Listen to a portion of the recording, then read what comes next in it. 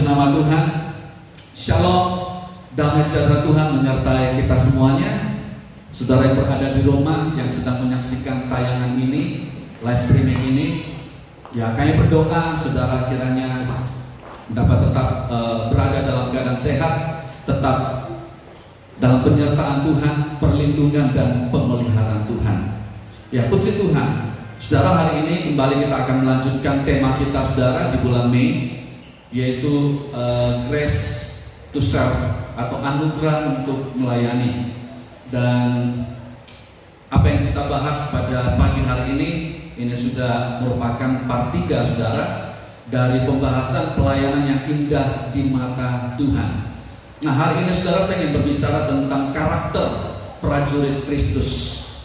Karena saudara sebagai seorang pengikut Kristus, sebagai seorang hamba Kristus, sebagai seorang pelayan Kristus, saudara, hidup kita itu diibaratkan seperti seorang prajurit.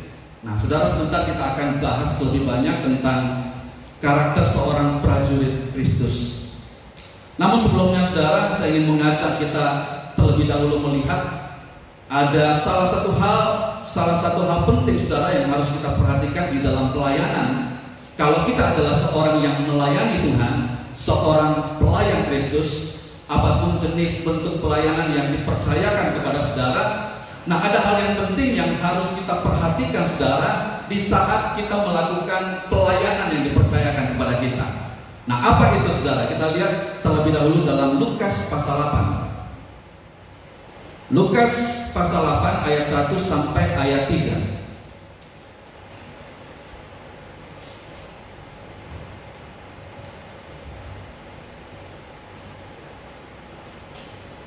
Ya, dalam Lukas pasal 8 ayat 1 sampai dengan ayat 3. Perikopnya tentang perempuan-perempuan yang melayani Yesus. Kita baca ayat 1, demikian firman Tuhan. Tidak lama sesudah itu, Yesus berjalan berkeliling dari kota ke kota dan dari desa ke desa memberitakan Injil Kerajaan Allah. Ke-12 muridnya bersama-sama dengan dia, dan juga beberapa orang perempuan yang telah disembuhkan dari roh-roh jahat atau berbagai penyakit, yaitu yang disebut Magdalena, yang telah dibebaskan atau yang telah dilepaskan dari 7 roh jahat, Yohana istri Kusa bendahara Herodes, Susana, dan banyak perempuan lain. Perempuan-perempuan ini melayani rombongan itu atau rombongan Yesus itu dengan kekayaan mereka. Nah, puji nama Tuhan, seperti perikop daripada pembahasan ini dikatakan bahwa perempuan-perempuan yang melayani Yesus. Saudara, siapakah saudara orang-orang yang melayani ini saudara? Siapakah perempuan-perempuan yang melayani ini yang disebutkan di dalam Lukas pasal 8 ini? Saudara, sesuai dengan ayat firman Tuhan yang kita baca tadi, bahwa Tuhan ini, mereka adalah orang-orang yang telah dilepaskan oleh Tuhan. Jadi sekali lagi saudara, orang-orang yang melayani ini, perempuan-perempuan yang melayani ini, yang melayani Tuhan, adalah mereka adalah orang-orang yang telah dilepaskan oleh Tuhan. Jadi pesan yang saya ingin sampaikan kepada setiap kita yang melayani, dengarkan ini saudara. Jangan melayani Tuhan dengan kehidupan yang masih terikat dengan dosa. Sekali lagi saudara, jangan melayani Tuhan, jangan melayani pekerjaan Tuhan dengan kehidupan yang masih terikat dengan dosa. Sebab nanti saudara itu akan menimbulkan banyak permasalahan. Kalau seseorang itu melayani tetapi hidupnya masih terikat dengan dosa. Saudara, banyak orang yang melayani, tetapi sayang saudara, mereka melayani tetapi hidup mereka masih terikat dengan dosa. Saudara, dosa itu kalau tidak dibereskan, dosa itu saudara kalau tidak disucikan, tidak diselesaikan, maka dosa itu akan mendatangkan permasalahan saudara. Nah, karena itu saudara, jangan melayani tetapi hidup masih dalam dosa. Jangan melayani saudara tapi hidup dalam perzinahan. Jangan melayani Tuhan tapi masih hidup dalam percabulan. Jangan melayani saudara tapi masih mabuk-mabukan, masih terikat dengan alkohol, masih terikat dengan minuman keras. Saudara, jangan melayani tetapi dalam hati masih ada kebencian. Jangan melayani saudara tetapi dalam hati masih ada kepahitan, ada iri hati, ada amarah, ada kepahitan hati. Saudara, semua itu adalah dosa. Karena itu saudara, sekali lagi, jangan kita melayani dengan kehidupan yang masih terikat dengan dosa. Sebab sesuai dengan ayat yang telah kita baca di sini, saudara, kita bisa menarik kesimpulan dari kisah ini bahwa orang-orang yang melayani dalam Lukas pasal 8 ini, yaitu mereka orang-orang yang setelah mereka dilepaskan, barulah mereka melayani Tuhan, saudara. Dan sudah seharusnya seperti itulah kita sebagai seorang pelayan, saudara. Amin, saudara. Dan ingat, saudara, kalau kita bisa melayani, itu bukan karena kita, saudara. Kalau kita bisa melayani Tuhan, itu disebabkan karena Tuhan itu sudah lebih dulu melayani kita. Jadi bukan kita lebih dulu yang mengasihi Tuhan, tetapi Tuhan yang lebih dulu mengasihi kita. Bukan kita yang lebih dulu melayani Tuhan, tetapi Tuhanlah yang lebih dulu melayani kita. Dan saudara, inilah yang menjadi motivasi dari pelayanan perempuan-perempuan ini, saudara. Inilah yang menjadi motivasi dari pelayanan yang dilakukan oleh Maria.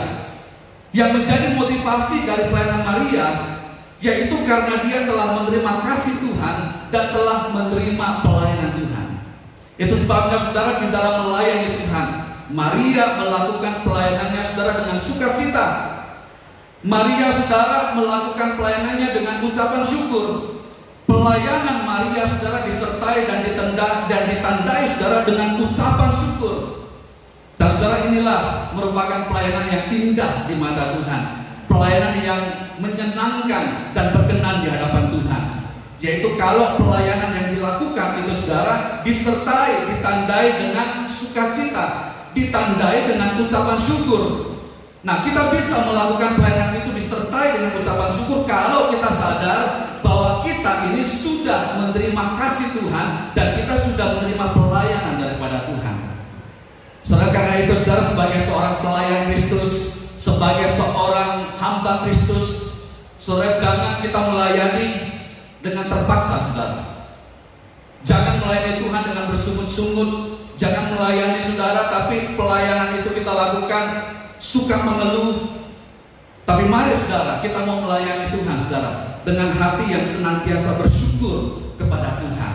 Amin, saudara. Beritahu kepada kiri kanan saudara, beritahu kepada anggota keluarga saudara, kepada orang-orang yang ada di sekitar saudara. Katakan, ayo layanilah Tuhan dengan sukacita, layani Tuhan dengan ucapan syukur. Maka Tuhan akan senang dengan pelayanan kita, saudara. Ya, puji nama Tuhan. Nah, sekarang kita akan melihat, saudara, saya ingin mengajak untuk kita lihat bersama di dalam 2 Timotius 2 ayat 3 sampai ayat 4. Saudara, kalau Tuhan izinkan nanti minggu depan di sesi terakhir dalam pembahasan terakhir dalam tema Grace to Serve ini, saya akan berbicara minggu depan, saudara, tentang kehidupan Marta dan Maria. Kita akan melihat dua macam wanita ini. Mereka adalah dua wanita yang sama-sama melayani Tuhan. Dan kita akan melihat bagaimana pelayanan daripada Marta dan bagaimana pelayanan daripada Maria, saudara. Ya, puji Tuhan. Tapi itu minggu depan kalau Tuhan izinkan. Namun sekarang kita lihat dalam 2 Timotius 2 ayat 3 sampai ayat 4. 2 Timotius 2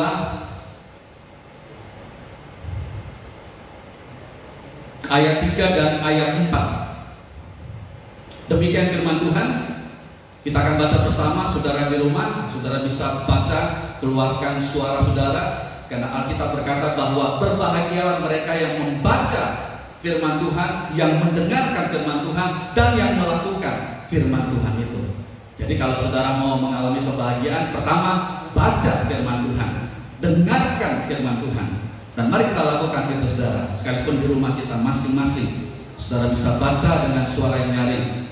2 Timotius 2 ayat 3 dan ayat 4. Kita baca setelah hitungan ketiga. 2, 3. Ikutlah menderita sebagai seorang prajurit yang baik dari Kristus Yesus, seorang prajurit yang sedang berjuang, tidak memusingkan dirinya dengan soal-soal penghidupannya, supaya dengan demikian ia berkenan kepada komandannya. Puji nama Tuhan. Saudara, kehidupan kekristenan atau kehidupan seorang pengikut Kristus, kehidupan dari seorang pelayan Kristus atau hamba Tuhan, saudara, itu diibaratkan seperti kehidupan seorang prajurit. Katakan bersama-sama, prajurit. Nah, seperti itulah saudara, kehidupan kekristenan itu diibaratkan. Kehidupan kekristenan, kehidupan seorang pengikut Kristus, kehidupan seorang pelayan Kristus, itu digambarkan seperti seorang prajurit. Dan sebagai seorang prajurit yang memiliki kualitas yang baik, saudara, maka tentu seorang prajurit yang memiliki kualitas yang baik itu adalah seorang yang rela menderita. Seorang prajurit Kristus yang berkualitas baik itu adalah seorang yang siap untuk menderita. Nah, itu sebabnya saudara di dalam ayat 3a dikatakan, coba kita perhatikan sekali lagi. Ini kualitas seorang prajurit yang baik. Dalam ayat 3 bagian A dikatakan, ikutlah menderita sebagai seorang prajurit Kristus. Saudara, dikatakan jelas bahwa ikutlah menderita sebagai seorang yang punya kualitas yang baik. Prajurit Kristus yang berkualitas baik adalah seorang yang siap untuk menderita. Dikatakan ikutlah menderita. Ya, saudara, tidak dikatakan hendaklah menderita, tetapi kita diberitahukan, saudara, bahwa ikutlah menderita. Nah, ini artinya, saudara, ada yang kita ikuti. Siapa yang kita ikuti, saudara? Saudara, yang kita ikuti yaitu Yesus Kristus. Nah, sama seperti komandan kita, saudara. Yesus Kristus itu adalah panglima kita. Yesus Kristus itu adalah komandan kita, dan kita adalah prajurit-prajuritnya. Dan firman Tuhan mengajarkan, memberitahukan kepada kita bahwa sebagai seorang prajurit Kristus yang baik, kita harus mengikut Yesus. Mengikut dalam hal apa? Teladan apa yang kita harus ikuti dari komandan kita? Yaitu teladan di dalam penderitaan. Jadi firman Tuhan katakan bahwa ikutlah menderita. Ikut siapa, saudara? Ikut Tuhan Yesus yang adalah komandan kita. Ya, puji nama Tuhan. Coba kita lihat dulu dalam Filipi 1 ayat 29.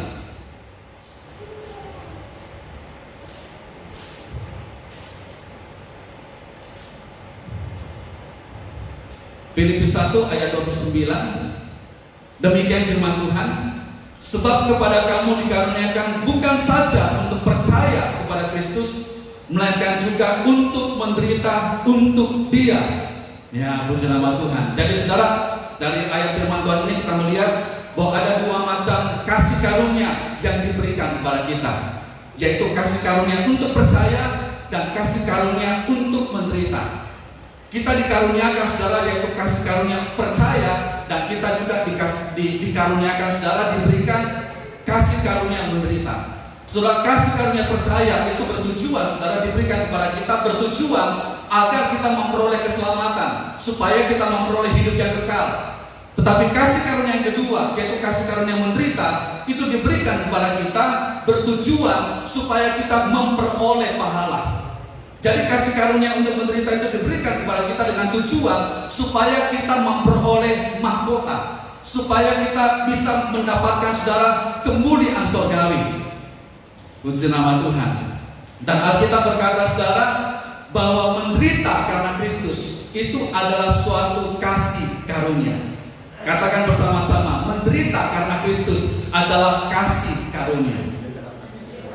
Setelah kalau kita baca di dalam 2 Timotius 2 ayat 12, di situ firman Tuhan memberitahukan kepada kita bahwa kalau kita bertekun dalam penderitaan, kalau kita rela menderita, saudara, maka kita akan ikut memerintah bersama-sama dengan Kristus. Kita lihat dalam 2 Timotius 2 ayat 12.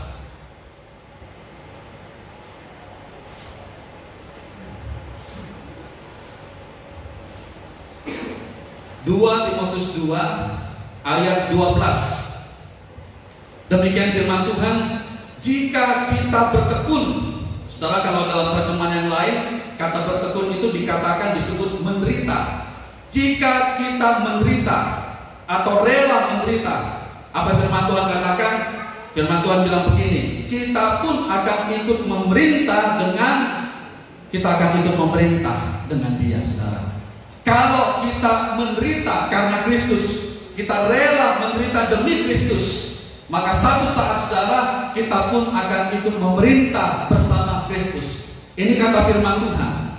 Jadi saudara, tidak semua orang Kristen itu akan memerintah bersama-sama dengan Kristus. Hanya orang-orang yang rela menderita saudara demi Kristus, itu yang akan ikut memerintah bersama Kristus pada saatnya nanti saudara. Itu sebabnya saudara, sebagai seorang pelayan Kristus, sebagai seorang pengikut Kristus, inilah harga yang harus kita bayar di dalam mengikut Tuhan. Inilah harga saudara yang harus kita bayar di dalam melayani Tuhan.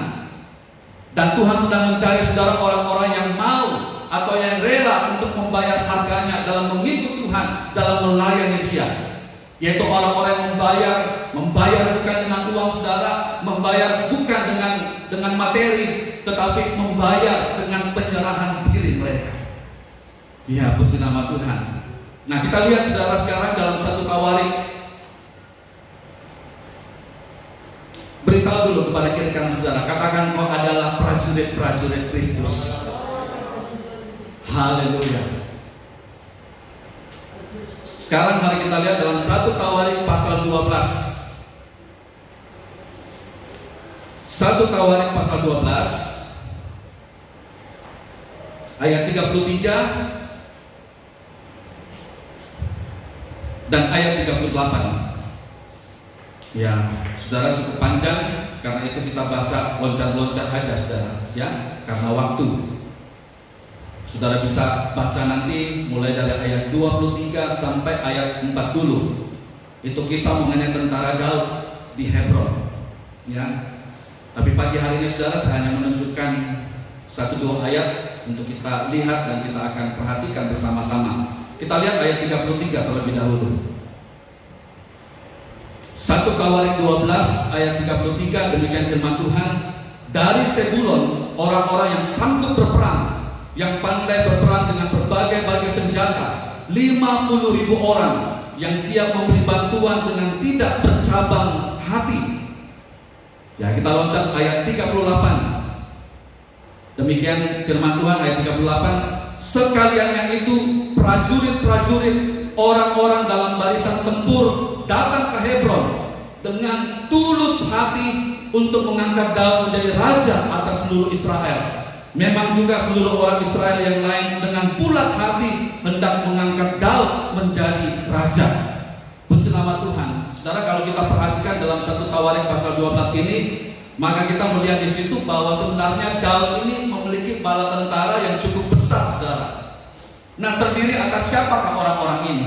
Terdiri atas siapakah saudara bala tentara Daud ini? Nah, sebagaimana firman Tuhan yang kita sudah baca tadi di dalam ayat 33 dan ayat 38, dikatakan bahwa bala tentara yang datang yang dimiliki oleh Daud ini, mereka adalah orang-orang yang tidak bercabang hati dan tulus hati, saudara.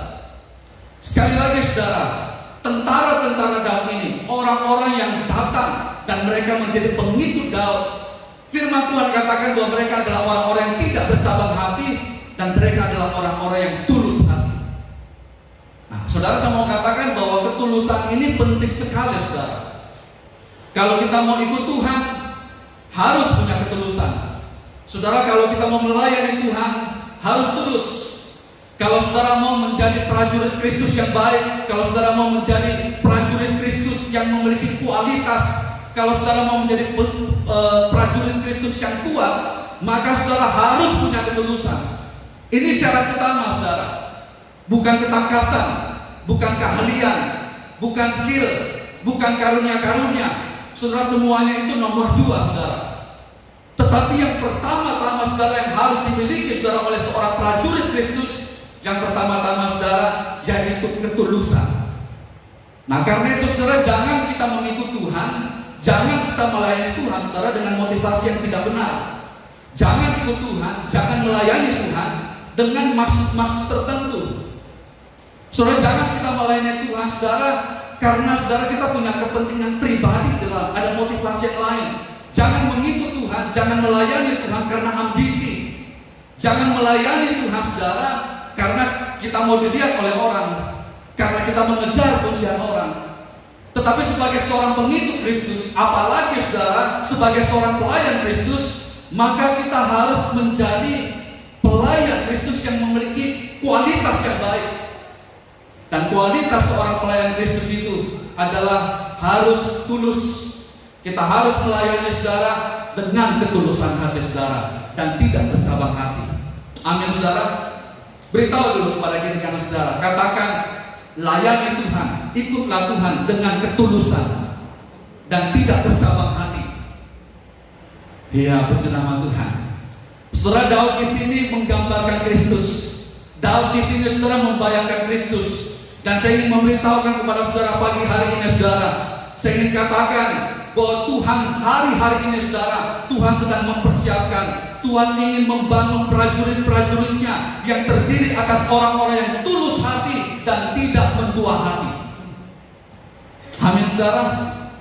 Nah, saya berdoa, saya berharap kiranya kita termasuk golongan daripada orang-orang yang saat ini sedang dipersiapkan oleh Tuhan untuk menjadi prajurit-prajuritnya saudara.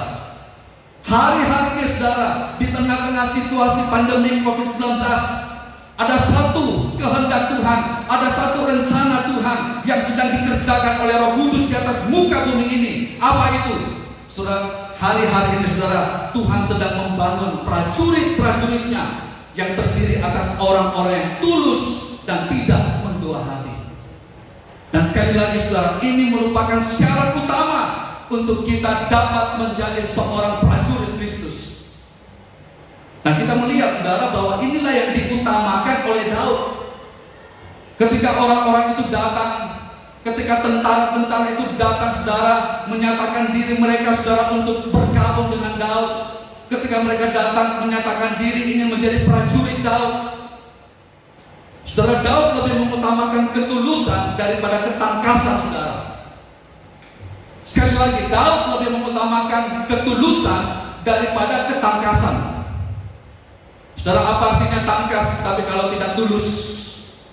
Tangkas tapi kalau tidak tulus saudara, itu bisa jadi bahaya, bisa jadi masalah, bisa jadi bumerang saudara. Itu sebabnya saudara, pada waktu orang-orang ini datang menyatakan diri ingin menjadi pengikut Daud, ingin menjadi prajurit Daud, maka hal yang pertama saudara yang dipertanyakan oleh Daud, yaitu Daud pertanyakan integritas mereka. Daud mempertanyakan ketulusan mereka. Daud berkata, apakah kamu datang? Ya, Daud bertanya kepada mereka, apakah kamu datang bergabung bersama-sama dengan aku dengan damai, dengan maksud damai, dengan ketulusan hati, tanpa ada maksud lain? Kalau kamu datang bergabung di sini dengan maksud, dengan tulus hati, aku bersedia menerima kamu, kata Daud. Tetapi kalau kamu datang, tidak tulus hati, ada motivasi yang lain, ada maksud tertentu, maka aku serahkan hal itu kepada Tuhan yang akan menghakimi dengan adil, kata Daud. Coba kita perhatikan dalam 1 Tawarik pasal 12. 1 Tawarik 12 ayat 16 dan ayat 17. Ya, kita lihat 1 Tawarik 12 ayat 16 dan 17. Demikian firman Tuhan. Sebagian dari Bani Benyamin dan Yehuda datang kepada Daud di kubu itu. Lalu keluarlah Daud menyongsong mereka. Berkatalah ia kepada mereka, bertanyalah Daud, berkatalah Daud kepada mereka, apa hal yang pertama-tama saudara yang ditanyakan oleh Daud? Ya, saudara, kita perhatikan apa kata Daud. Jika kamu datang kepada aku dengan maksud damai untuk membantu aku, maka aku rela bersekutu dengan kamu. Tetapi jika untuk menyerahkan aku dengan tipu muslihat kepada lawanku, sedang aku tidak melakukan kelaliman, maka biarlah Allah nenek moyang kita melihat itu dan menghukum kamu. Ya, puji nama Tuhan. Jadi saudara, ini yang pertama-tama yang dipertanyakan oleh Daud, yaitu soal integritas mereka, mengenai pengikut-pengikut, mengenai prajurit-prajurit yang akan ikut dengan dia. Daud mempertanyakan hal yang utama. Apa itu? Yang Daud pertanyakan yaitu soal ketulusan mereka. Nah saudara, sebagaimana Daud mempertanyakan saudara integritas mereka, sebagaimana saudara Daud mempertanyakan soal ketulusan dari prajurit-prajuritnya, dari orang-orang yang mengikut dia, Saudara, saya mau katakan demikian pula saudara, pada hari ini, pada pagi hari ini, ketika khotbah ini, ketika firman Tuhan ini saya sampaikan dan saudara dengar, saudara terima, saya mau katakan saudara, demikian pula Tuhan Yesus hari ini mempertanyakan kepada kita, mempertanyakan tentang integritas kita. Hari ini saudara, Tuhan Yesus mempertanyakan tentang ketulusan hati kita. Saudara, sebagai pengikut Kristus, sebagai pelayan-pelayan Tuhan, integritas kita hari ini dipertanyakan oleh Tuhan. Ketulusan hati kita saudara sebagai pelayan-pelayan Tuhan dipertanyakan oleh Tuhan. Bagaimana dengan integritas kita selama ini? Bagaimana saudara dengan ketulusan hati kita di dalam melayani Tuhan hari-hari ini? Sama seperti Daud mempertanyakan saudara hal itu kepada prajurit-prajuritnya. Karena itu saudara, marilah saudara, kita mau memberi jawaban, kita mau berkata sama seperti orang-orang ini. Ketika Daud bertanya kepada mereka tentang integritas mereka, bagaimana dengan ketulusan hati mereka? Saudara, apa kata daripada orang-orang ini saudara? Marilah saudara, kita mau turut berkata sama seperti, kita memberikan jawaban saudara seperti orang-orang ini. Kita lihat dalam 1 Tawarik 12 ayat 18.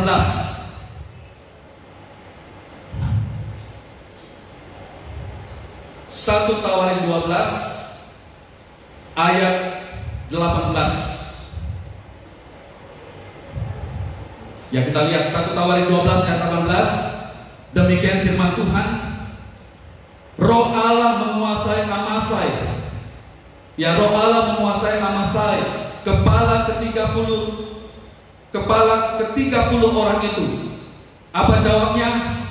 Kami ini bagimu, hai Daud, dan pada pihakmu, hai anak Isai.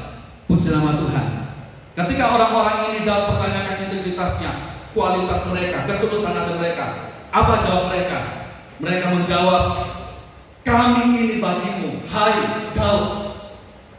Nah saudara, kalau kita ganti nama Daud ini dengan nama Tuhan Yesus, maka saudara bunyinya seperti ini. Ya, kami ini bagimu, ya Tuhan Yesus.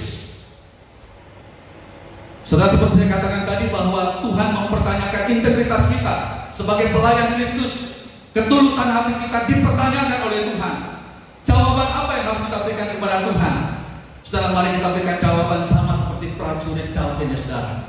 Mereka berkata, kami ini bagimu, ya Daud. Nah, sebagai prajurit-prajurit Kristus, mari kita memberikan jawaban hati ini kepada Tuhan. Apa jawab kita? Katakan kepada Tuhan Yesus yang adalah komandan kita, yang adalah panglima kita.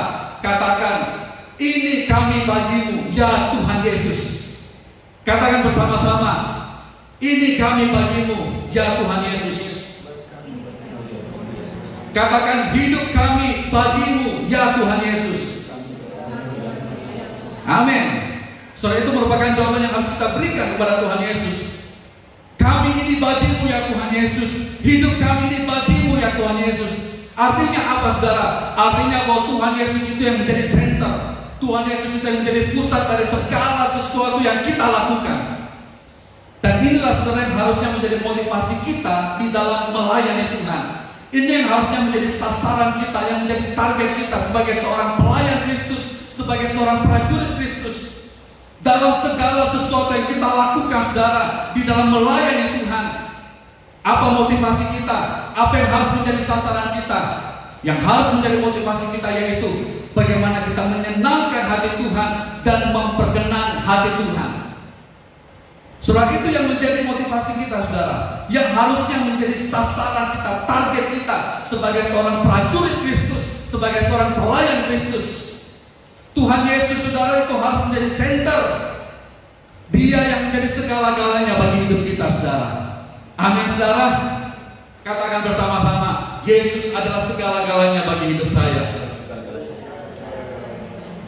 Dan kalau kita menganggap bahwa Yesus itu segala-galanya, kalau kita menganggap bahwa Yesus itu adalah Tuhan Kurios atas kehidupan kita, maka saudara, motivasi kita ketika kita ikut Dia, motivasi kita ketika kita melayani Dia cuma satu, yaitu menyenangkan dan memperkenan hati Tuhan, yang adalah komandan kita, yang adalah panglima kita saudara. Karena itu saudara, hiduplah menyenangkan dan memperkenan hati Tuhan. beritahu kepada diri kanan saudara, hiduplah menyenangkan dan memperkenan hati Tuhan. Ya, karena itu saudara, sekali lagi, ketulusan ini merupakan sesuatu yang penting sekali saudara, yang harus kita miliki sebagai seorang pengikut Kristus, yang harus kita miliki sebagai seorang pelayan Kristus. Soal ketulusan saudara ini merupakan soal yang penting sekali. Jangan kita ikut, jangan melayani Tuhan tapi tidak tulus. Kita harus melayani dengan tulus. Kalau kita mau menjadi seorang prajurit Kristus yang baik, maka kita harus punya ketulusan. Kenapa saudara? Karena soal ketulusan itu adalah soal hati. Sekali lagi, soal ketulusan itu adalah soal hati. Dan soal hati saudara itu adalah soal karakter, bukan keahlian. Sekali lagi, soal hati itu adalah soal karakter, bukan keahlian saudara. Saudara, bisa saja orang itu punya keahlian yang baik. Seseorang bisa saja punya karunia yang hebat, tetapi berkarakter jelek. Ya, contohnya Simpson saudara. Simpson itu karunianya hebat, tetapi sayang, karunia hebat yang dimiliki oleh Simpson itu tidak diimbangi dengan karakter yang baik. Karakternya jelek itu Simpson, walaupun karunianya hebat saudara, walaupun potensinya baik. Saudara, Simpson itu seorang yang mata keranjang saudara. Ya, dia tidak bisa kalau lihat wanita cantik. Kalau dia lihat wanita cantik, matanya mau keluar, ya matanya melotot saudara. Ya, dia itu hidupnya Simpson, suka gonta-ganti perempuan Filistin. Karakternya jelek, walaupun karunianya hebat. Tapi sayang, karunia yang hebat ini tidak diimbangi dengan karakter yang baik saudara. Akhirnya terjadi ketidakseimbangan saudara antara karakter dengan karunia.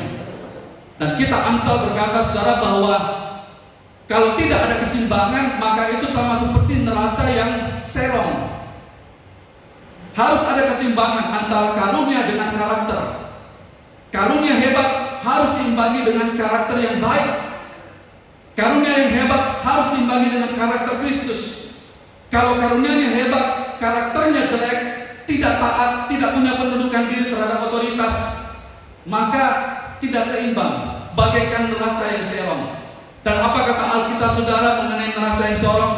Firman Tuhan berkata bahwa neraca yang serong itu merupakan kekejian di hadapan Tuhan. Tuhan tidak berkenan terhadap neraca yang serong. Nah, seperti itulah saudara. Kalau seseorang itu punya karunia, punya skill yang bagus, tapi kalau karakternya jelek, saudara, orang itu mungkin bisa melayani, tetapi apa yang dilakukan itu adalah suatu kekejian di mata Tuhan. Ya, begitu juga saudara dengan Raja Saul. Raja Saul punya potensi yang bagus, karunianya bagus, tetapi saudara, dia tinggi hati.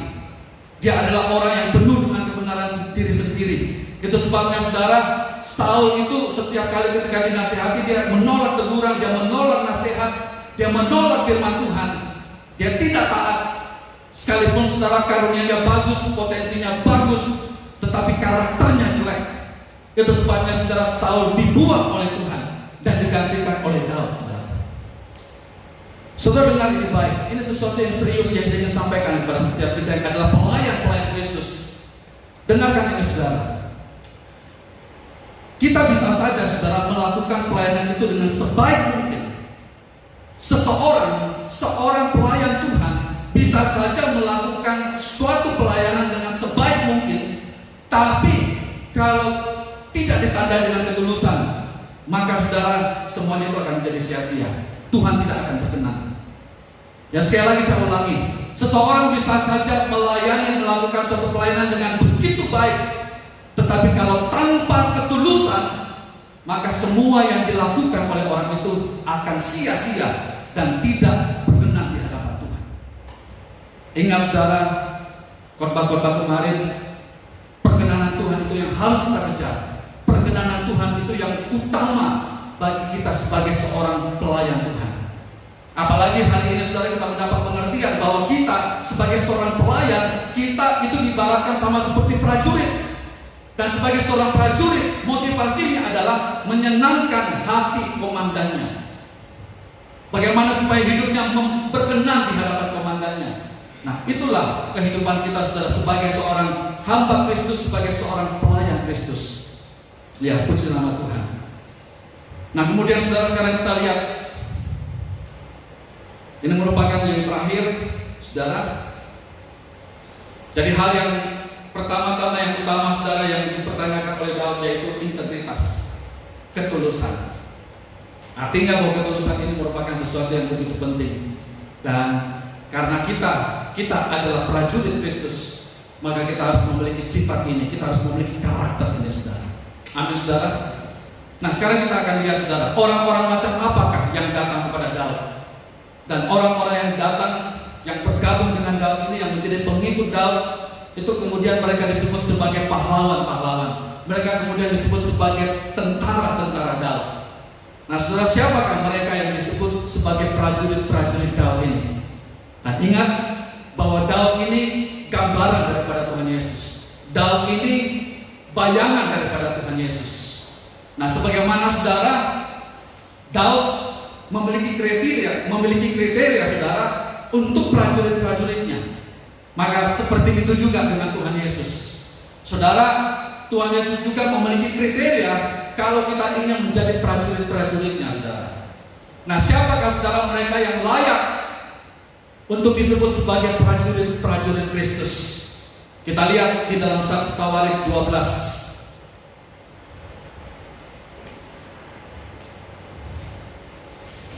1 Tawarik 12 ayat 8. 1 Tawarik 12 ayat 8, demikian firman Tuhan. Juga dari Gad ada yang juga dari orang Gad ada yang memisahkan diri dan pergi ke Daud, ke kubu di padang gurun, yakni pahlawan-pahlawan yang gagah perkasa, orang-orang yang sanggup berperang, yang pandai menggunakan perisai dan tombak, dan rupa mereka seperti singa dan cepatnya seperti kijang di atas pegunungan. Saudara, siapakah orang-orang ini, saudara, yang disebut prajurit-prajurit Daud, yang kemudian disebut pahlawan-pahlawan Daud? Orang-orang seperti apakah mereka? Sebagaimana firman Tuhan yang kita baca tadi, di situ dikatakan bahwa mereka itu bagaikan singa. Rupa mereka, saudara, seperti singa, kata firman Tuhan. Ya, puji nama Tuhan. Saudara, bagaimana sifat daripada seekor singa itu? Rupa mereka seperti singa, kata firman Tuhan. Saudara, itu bukan berarti bahwa muka mereka itu muka singa. Nah, tidak seperti itu, saudara. Tetapi yang dimaksud bahwa rupa mereka, itulah prajurit-prajurit Daud. Dikatakan bahwa rupa daripada tentara, prajurit-prajurit Daud, pengikut Daud itu, rupa mereka seperti singa. Yang dimaksudkan dengan rupa singa ini artinya sifat karakter yang mereka miliki sebagai prajurit-prajurit Daud, sifat-sifat singa. Itu yang dimiliki oleh prajurit Daud. Sifat yang mereka miliki, saudara, itu adalah sifat singa. Nah, bagaimanakah, saudara, sifat daripada seekor singa itu? Kita lihat di dalam Amsal 30. Amsal 30 ayat 29 dan ayat 30. Amsal 30 ayat 29 dan ayat 30. Demikian firman Tuhan. Ada 3 binatang yang gagal langkahnya, bahkan 4 hal yang gagal jalannya, yakni singa yang terkuat di antara binatang, yang tidak mundur terhadap apapun. Puji nama Tuhan. Inilah singa, saudara. Bagaimana sifat daripada seekor singa? Dikatakan di dalam ayat yang ke-30 tadi, dia tidak mundur terhadap apapun. Dan inilah sifat yang dimiliki oleh prajurit-prajurit daripada Daud. Nah, sebagai seorang, kalau kita mau menjadi prajurit Kristus, maka sifat yang seperti ini, saudara, harus kita miliki. Sebagaimana, saudara, sifat-sifat ini dimiliki oleh prajurit Daud, maka sebagai prajurit Kristus kita harus memiliki sifat yang sama seperti sifat yang dimiliki oleh prajurit Daud. Sifat apa itu? Sifat singa. Nah, sifat singa itu yaitu tidak mundur terhadap apapun. Amin, saudara. Dia bukanlah orang yang mudah kecewa karena suatu hal. Dia tidak tawar hati, saudara, karena suatu pencobaan. Dia bukanlah orang yang mudah putus asa, mudah mundur karena sandungan. Saudara, itu bukan sifat daripada singa. Sifat daripada seekor singa, saudara, yaitu tidak mundur terhadap apapun. Katakan bersama-sama, tidak mundur terhadap apapun. 2, 3. Beritahu kepada kiri kanan saudara, beritahu kepada anggota keluarga saudara, katakan milikilah sifat singa, yaitu tidak mundur terhadap apapun. Ya, puji Tuhan. Saudara, orang-orang yang cepat putus asa, orang-orang yang gampang kecewa, gampang tawar hati dan mundur, saudara, tidak bisa disebut menjadi prajurit Kristus. Hanya bisa jadi orang Kristen yang biasa, saudara.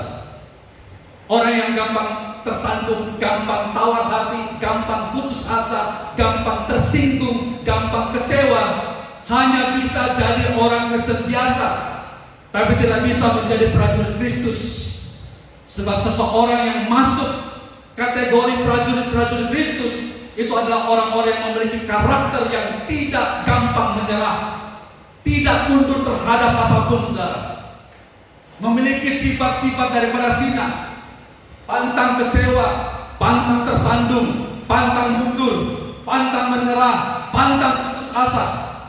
Nah, itulah sifat karakter yang dimiliki oleh singa, yang dimiliki oleh prajurit Daud, dan yang harus kita miliki, saudara, sebagai prajurit Kristus.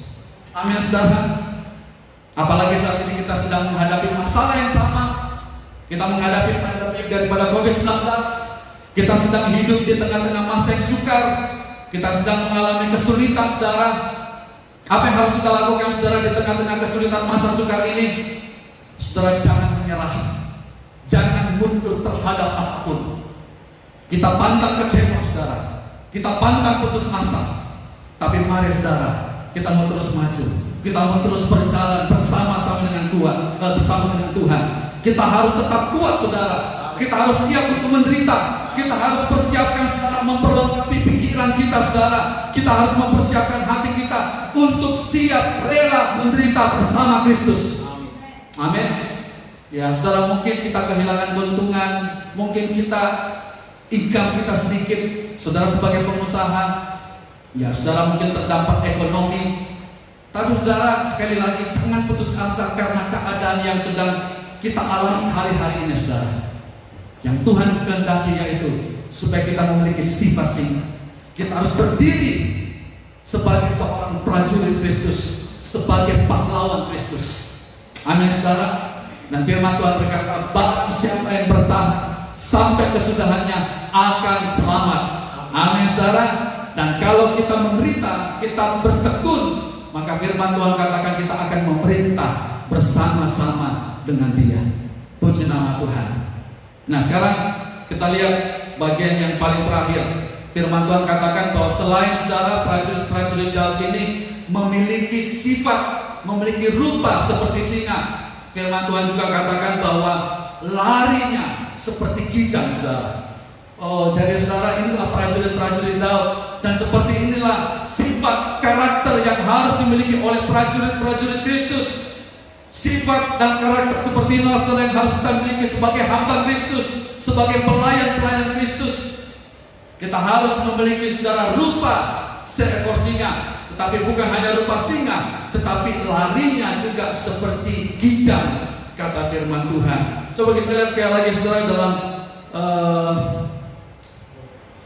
1 Tawarik 12 ayat 8. 1 Tawarik 12 ayat 8. Ya, saya baca sekali lagi. Demikian firman Tuhan. Juga dari orang Gad ada yang memisahkan diri dan pergi kepada Daud ke kubu di padang gurun, yakni pahlawan-pahlawan yang gagah perkasa, orang-orang yang sanggup berperang, yang pandai menggunakan perisai dan tombak, dan rupa mereka seperti singa dan cepatnya seperti kijang di atas pegunungan. Oh, luar biasa, saudara. Dikatakan mereka cepatnya seperti seperti kijang, saudara. Larinya seperti kijang.